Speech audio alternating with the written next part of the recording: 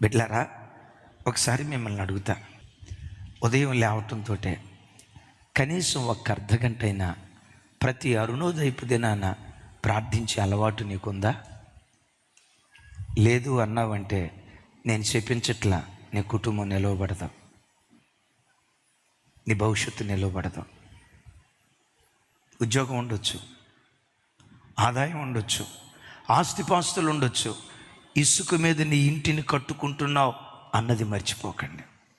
అవును, సాయంత్రం ఉద్యోగాలు ముగించుకొని ఇంటికి వస్తారు కదా, మరలా మిమ్మల్ని అడుగుతున్నా, ఎన్ని కుటుంబాల్లో సాయంత్రం పూట కనీసం ఒక అర్ధగంట అయినా కుటుంబ సమేతంగా దేవుని సన్నిధిలో మోకరించి ఎన్ని కుటుంబాల్లో కుటుంబ ప్రార్థనలు జరుగుతున్నాయి?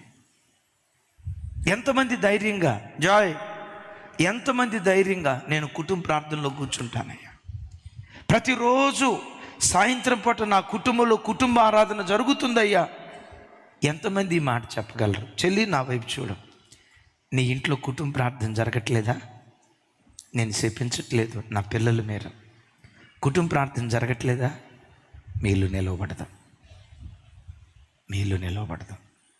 నిలవబడినట్లుగా కనపడుతుంది, ఏదో ఒక రోజు కుప్పలాగా కూలిపోతే.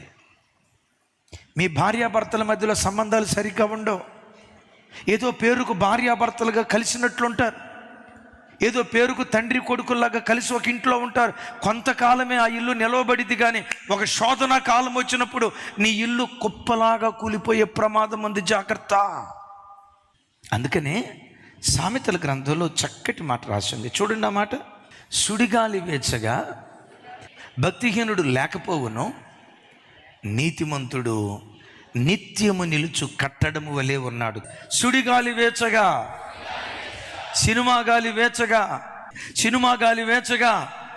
సెల్ ఫోన్ గాలి వేచగా, యూట్యూబ్ గాలి వేచగా, వాట్సాప్ స్టేటస్ గాలి వేచగా, అపవిత్రమైన పుస్తకపు గాలి వేచగా భక్తిహీనుడు లేకపోవును.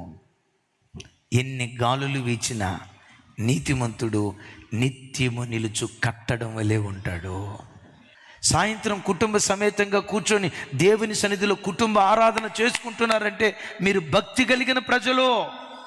మీ భక్తే నిత్యము నిలిచే సియోను కొండలాగా ఎన్ని ఆటుపోట్లు వచ్చినా, ఎన్ని అపాయాలు వచ్చినా, సాతాను ఎన్ని రకాల శోధనలు తీసుకొచ్చినా ఆ శోధనలో నిత్యము నిలిచే సియోను కొండలాగా ఉంటావు.